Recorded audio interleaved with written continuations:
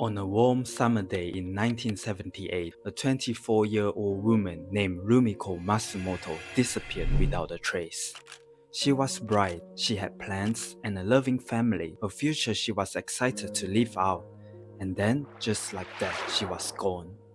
At first, it seems like another missing person case, but the truth was far darker than anyone could have imagined.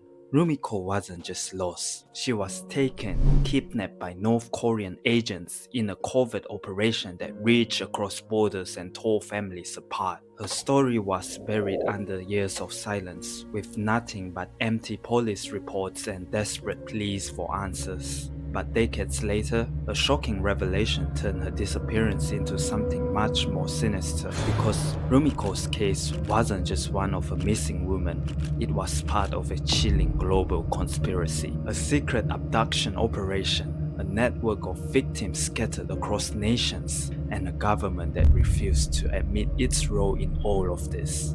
But what happened to Rumiko? Where is she now? And why has her name stayed buried for so long? This is the story about North Korea, Japan's abduction.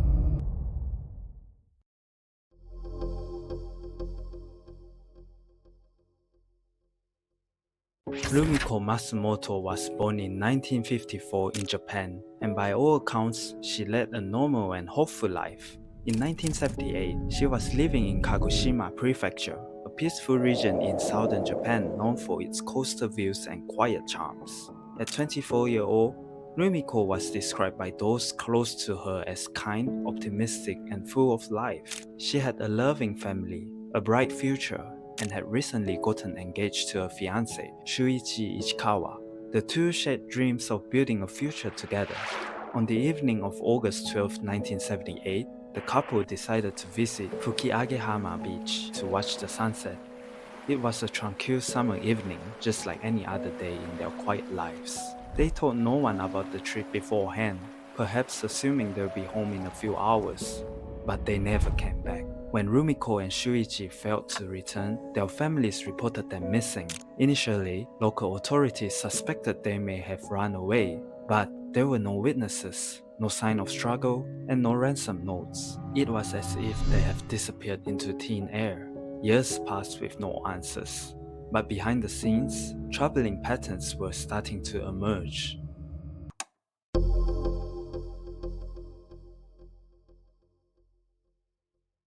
By the time Rumiko Masumoto vanished in 1978, something much larger was already unfolding beneath the surface. Across the Japanese coastline, people were disappearing. Teenagers walking home from school, couples visiting the beach, fishermen who never make it back to shore. At first, each case looked isolated, a missing person here, a runaway there, but slowly, a pattern began to form. All of them vanished near the sea. All were taken without witnesses, and none were ever seen again. Behind it all was an operation so audacious and so secret that it took a decade to fully uncover. North Korea had launched a covert abduction campaign targeting foreign civilians, and Japan was its prime hunting ground. The reason? Espionage. North Korea needed native Japanese speakers to train their spies. Agents were being sent abroad to infiltrate South Korea and Japan, posing as ordinary citizens using forged passports and blending in with ease. But they couldn't speak fluent Japanese. They didn't know the culture, and they didn't look convincing enough on their own. So Pyongyang found a solution: steal the teachers. North Korean agents would travel by boat across the Sea of Japan, often under the cover of night. They used rubber dinghies, disguised vessels, even old fishing trawlers. Once they reached the Japanese shore, they grabbed unsuspecting citizens, forced them aboard, and vanished into the fog. And this wasn't just a rogue unit, this was state policy, organized, resourced, and directed from the very top of North Korean regime. The adoptees were used for everything.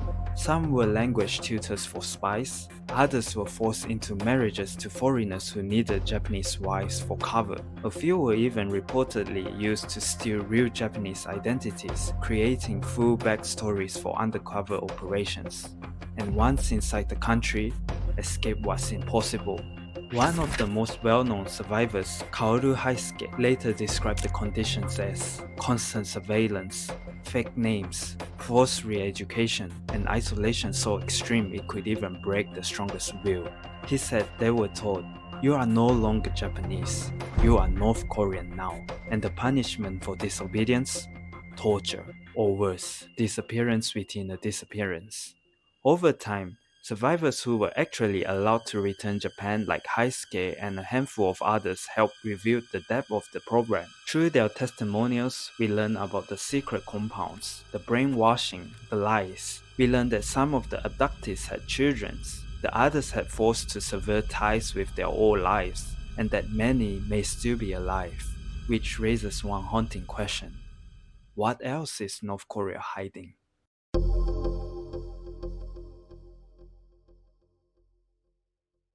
By the 1990s, Japanese officials began to connect the dots between a string of unexplained disappearances along coastal areas and the covert activities of North Korean operations. Then, in a historic moment in September 2002, North Korean leader Kim Jong-il shocked the world. During a summit with Japanese Prime Minister Juichiro Koizumi, he admitted for the first time that North Korea had adopted 13 Japanese citizens during the late 1970s and early 1980s. Among the names listed was Rumiko Masumoto and Shuichi Ichikawa. North Korea claimed that both had died shortly after their arrival in the country. Rumiko supposedly from a heart attack in 1979 and Shuichi in 1981. But these explanations were met with deep suspicion. No physical evidence was ever provided, and the alleged circumstances of their deaths were vague and convenient. To this day, their remains have never been returned. The Masumoto family, especially Rumiko's brother Teruaki Masumoto, became central figures in the movement demanding the returns of all abductees. If their deaths were proven, we would want their bones to be back with us. That's the Japanese mentality. But time kept passing. Their father Soichi died of lung cancer in 2002. Their mother Nobuko made it to 90, waiting, hoping before passing away in 2017. She once whispered that death might reach her before Rumiko ever come home. They refused to accept the regime's versions of events and fought tirelessly to bring international attention to the case. What began as a disappearance of a young couple on a summer evening would later be revealed as a part of a state-sponsored adoption campaign, one that shattered families, defied international laws, and exposed the terrifying reach of the North Korean regime.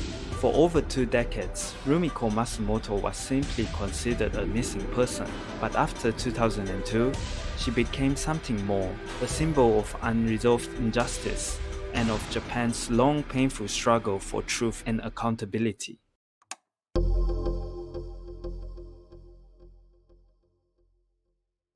The Japanese government has only acknowledged 17 official adoptees, with 5 returned.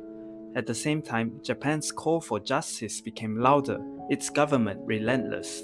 In 2024, Prime Minister Fumio Kishida tried once again, seeking a summit with North Korea's leader Kim Jong-un, hoping to reopen negotiations and push for the truth. But North Korea, ever evasive, shot back with a cold indifference. Kim Yo Jong, the Iron Fist sister of Kim Jong-un, dismissed the offer with chilling words. "We have no interest in this summit unless Japan starts over without obsessing over the past." The response was a slap in the face to families still holding on to hope. How could a nation move forward if the ones who committed the atrocity refused to even acknowledge their crimes? But as the years drag on, the fight remains unyielding. The Japanese government, supported by the families, keep pressuring forward. In the halls of the parliaments, the demand for accountability grows louder. The message is clear. No amount of political maneuvering or diplomatic posturing will silence the voices of the adopted. Yet, the question lingers. How many more are there? The Japanese government officially acknowledges 17 adoptees, but experts and survivors believe the true number is far higher. Some estimated more than 100. Where are they? And will they ever be back to Japan? For now, the families press on, waiting for answers. They have no other choice. The pain is eternal, and the search continues. As Japan keeps fighting this race against time, Will the missing return, or will they become a forgotten tragedy? One thing is certain, this battle is far from over.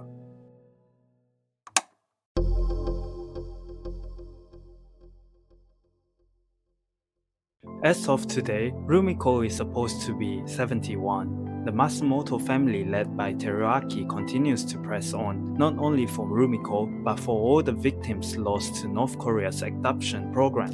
As Japan intensifies its efforts to bring the truth to light, the question remains, will North Korea ever face the full extent of its actions, or will the haunting shadows of the past continue to cloud the future?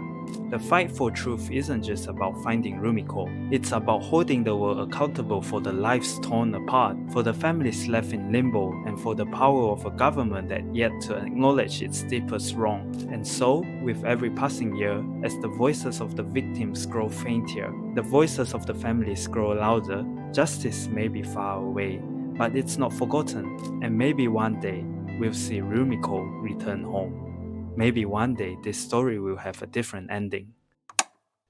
Until then, cherish the people you love because sometimes they can disappear without warning. And thanks for watching guys, and take care of yourself. And as always, have a great one and peace out.